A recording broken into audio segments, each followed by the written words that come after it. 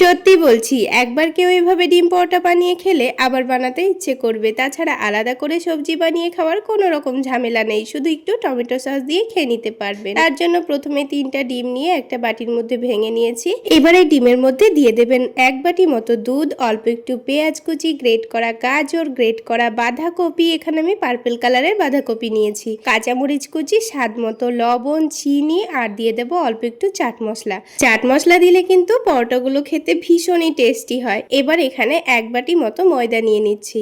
আপনারা চাইলে ময়দার পরিবর্তে আটা দিয়েও কিন্তু পরোটাগুলো বানাতে পারেন। তারপর ময়দাটা খুব ভালো করে গুলে নিয়েছি। তারপর প্যানে অল্প একটু তেল দিয়ে, তেলটা যখন হালকা গরম হয়ে যাবে 2 চামচ ব্যাটার দিয়ে দিব, দিয়ে রুটির মতো করে শেপ দিয়ে নেব। এবার যখন ওপরের দিকটা হয়ে আসবে উল্টে দিচ্ছি। তারপর খুব সুন্দর করে পরোটাটা ভেজে নেব। এই তো তৈরি হয়ে গেল মাখাবেলার ঝামেলা ছাড়া দুর্দান্ত স্বাদের ডিম পরোটা। একবার হলো অবশ্যই ট্রাই করবেন, টমেটো সসের সঙ্গে খেতে কিন্তু ভীষণ মজার হয়।